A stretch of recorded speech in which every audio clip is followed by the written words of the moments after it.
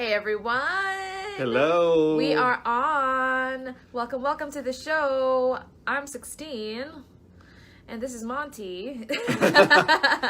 And this Christmas to you. So guys, you might have already seen the title of this broadcast. This is episode 2, 4 quick tips for Facebook engagement, to increase Facebook engagement. So the problem here is if you have been on Facebook for a while, just using the platform, just getting in touch with your friends and your family, not even using it for a business or to promote any kind of product, you might have noticed that your engagement has gone down.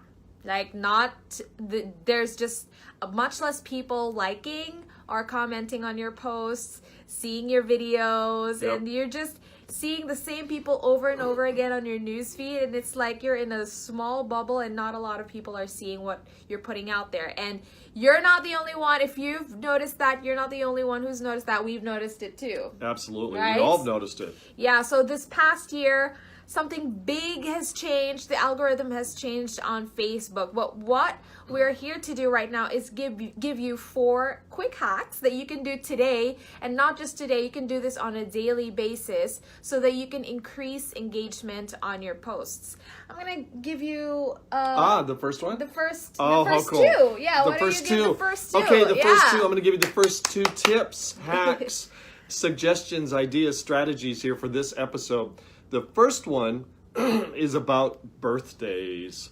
Birthdays, that important time of the year when you should be connecting and reaching out and saying happy birthday, sharing a greeting on someone's wall, maybe making a comment, I connecting love with someone. that. Yeah, I love that because Facebook makes it easy for you, doesn't it? They absolutely make it easy. And so what they do each day is they notify you who that's connected to you has a birthday. Yeah. And guess what? What's cool about that is that if you use that as a tool to connect with somebody that maybe you've not connected with for that entire year, Facebook recognizes that. So if you share a birthday greeting on their wall, don't just send them some private message. Share something on their wall if you can. If there's limited access, go ahead and do a private message, but connect with them.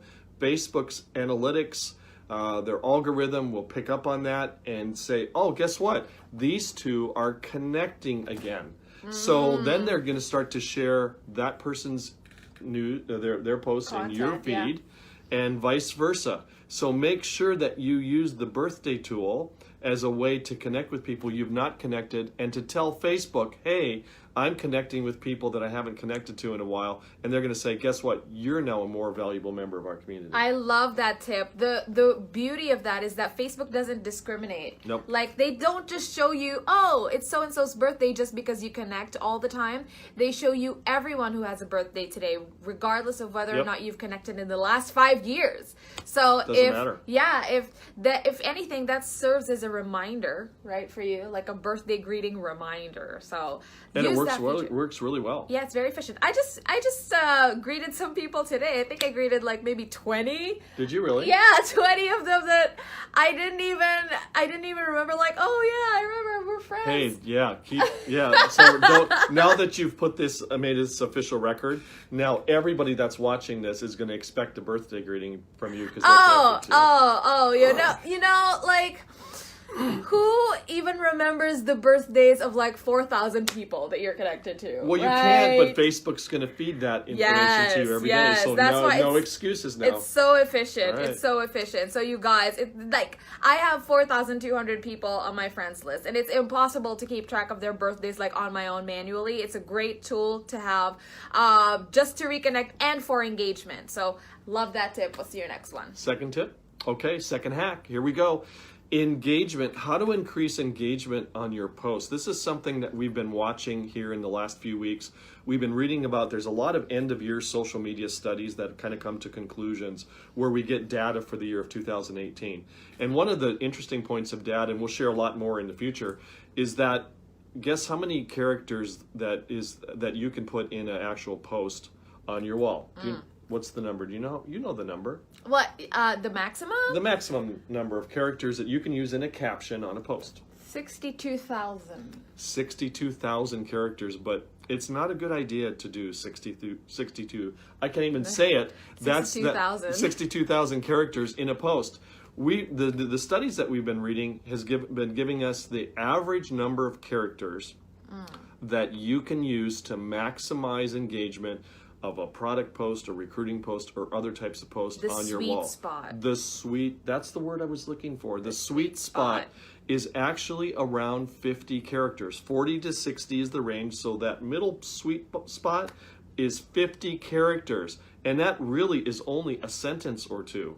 Think about that compared to all these long lists, all these long captions where people put these long lists and all the benefits and features of getting involved with them in their online business or purchasing this product.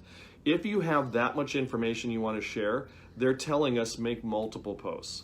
Yeah, or put it on a broadcast. That's why video is the king right now. So video, whether it's a live broadcast or a recorded video, allows you to give out a lot of information because it's a video. So in a 2 to 3 minute video, you can give tons of information so that you don't need to put that in a caption.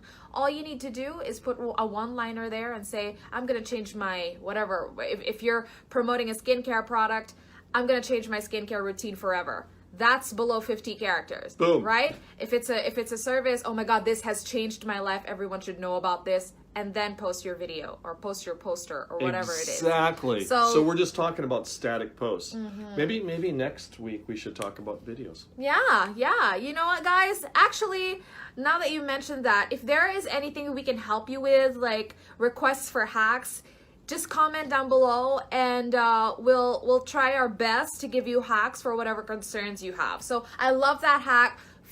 Around the 50 character range, that's the sweet spot because people have very short attention spans. Very short. Very short attention spans. Most of them, I like to read. That's me. I like to read, but not a lot of people like to read, especially when they're scrolling through their feed doing this very, all day very long, fast. right? Think about your own behavior and relate that to the post, right? Yeah, so 50 characters is the sweet spot. If you want them engaging more in your posts, just do a video and like a one-liner in the caption that inspires curiosity, engagement, and more intrigue into your post. So that's hack number 2. I'm gonna give hack number 3. Hack number 3. If you don't know about this yet, there is a most recent setting on your newsfeed. Right now, when you scroll through your newsfeed on Facebook, it only shows you the content of people you engaged with on a regular basis. So these may be the same faces every single day and you're interacting with the same people every single day, and that really doesn't help increase your engagement count. So what you want to do is go to your settings on Android and iPhone or iOS. That is laid out differently, your settings menu bar. Sometimes it's above, sometimes it's below, depending on what platform you're using. But go into the settings and look for feeds. If you're using Android, there's going to be an option in the settings that and you're going to see feeds, and when you tap that, you're going to see most recent. If you are using iOS, you're going to see your settings, and then you tap see more, and then you're going to see most recent. And what that's going to do when you tap that, it's going to show you the content of everyone who has recently, like the latest people who have posted, whether or not you've engaged with them before. So it doesn't discriminate against, if you've not been engaging with this person for a year, it's not going to show you. No, it's not going to do that. It's going to show you the chronological order of the recent people who have posted like the latest content on Facebook. So that really helps you a lot to look at people who have you've not spoken to in a while, if they're the most recent who's posted. And what you want to do is just like their content, comment something nice, comment something genuine. Like, just don't put an emoji in there and be right. like try your best to be really interactive, engaging with them, and have a conversation back and forth. Inspire like a back and forth conversation in the comment section. Ask them stuff, comment real nice things on their content, because it's not enough that you put yourself out there. You also have to be present in your community's daily social media life. So you have to make sure that you're commenting on their posts. So that most recent feature or that most recent option is really, really helpful, because it actually works the same way as birthday reminders, because it kind of gives you the new faces, because it gives you the post in chronological order. So most recent, though, this feature has to be done. It doesn't turn your newsfeed into the default most recent setting. Right. So you always have to do it every time you close your app. You have to do it again. Go into the settings again and tap most recent again, just to see the most recent post. And what I do really is in the morning, I go through the most recent posts and I comment on the first 20 people that I see that I haven't engaged with in a while. And then before I go to bed, I do that again. And actually, you know, I've been doing that for a while and I've seen a great difference. I'm seeing a lot more new faces, a lot more names that I don't usually see in my newsfeed, and they're seeing a lot more of my content because I see them liking my videos, I see them liking my photos, and they normally don't do that because we just don't see each other. Right. We don't see each other on social media, and this algorithm has made it so difficult, but that's a hack. A way to work around the algorithm is to make it easy for you to see them by clicking or tapping most recent. That's hack number 3. Fourth hack, this is kind of awesome. Facebook stories. So if you haven't made or done any Facebook stories or don't know what a Facebook story is, you might have noticed that on your newsfeed there is like a reel, like one bar here that shows different photos of your friends with videos in them. Those are the stories. Those are Facebook stories. And what a Facebook story is, it's basically short form content, whether video or photo, and they disappear after 24 hours. Those so round it's like circles at the top. Actually, right now, there's circles on Messenger. So when you go on your Messenger or your Facebook Messenger app, you see little circles on top.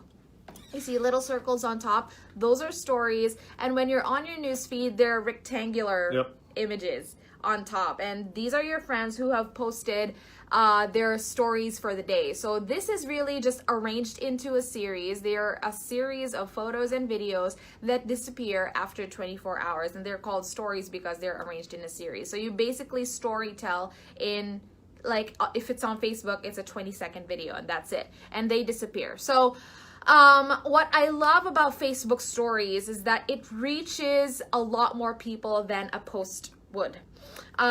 That's because the algorithms for Facebook stories is different.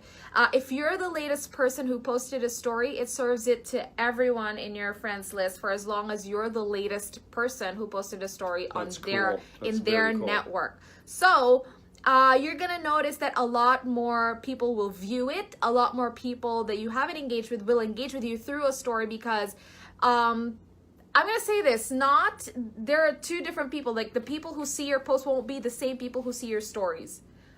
So you're gonna cover a lot more ground. And I like that because it's a lot more viewership, a lot more engagement. So if you want to engage, reach out to your audience, do a Facebook story. It's not just that though. Within a Facebook story, when you start making it today, just tinker around with it. If you haven't made one, you know, the only way you really can know how this works is to use it. Take videos. If you're shy and you're camera shy, you don't want to put yourself out there, don't sweat it because it disappears after 24 hours. So you don't even have to think about making mistakes and making it look perfect. Just do one and see how it works. See how people engage with you. Do one today, and talk about your personal life. Talk about the holidays. It doesn't even have to be about product or business, but you're gonna find that when you do a story, you have stickers, different ways on how people can engage with you. You can do polls. You can ask questions to your audiences, and they can engage with you. There are a lot of buttons, clickables to click upon so that they can they can engage with you. It's a lot of fun, you guys. So this is a great way for me to ask questions to my audience, gain some insight about what they're into, and what they're about, for me to know my audience a little bit more. So Facebook stories is good, but there's also a way for you to ask these questions on a Facebook post. So if we're in the realm now of asking your audience questions so that they engage with you and give you some answers, give you some recommendations, when you go on your Facebook wall and you try to post something, there are a lot of options on what kind of post exactly you can make. So you can ask for a recommendation, you can do a poll, you can ask a question, you can interact with your audience in different ways. You can share your mood and your location and all those things. Yeah, you can share your mood and your location, and people can react. People can give you their comments. People can give you their suggestions and recommendations. And so use these features. Tinker around with these different options, you guys, and ask your audience questions. That's hack number 4. Ask your audience questions. Gain more insight into what they're about using Facebook stories and the different Facebook post options that you can do. So those are the 4 different hacks. Just to review, what are they? Birthday, and limit the number of characters to 50. Manage the birthdays. Make sure you pay attention to birthdays and you share messages to connect, and keep your captions to around 40 to 60 characters to maximize engagement.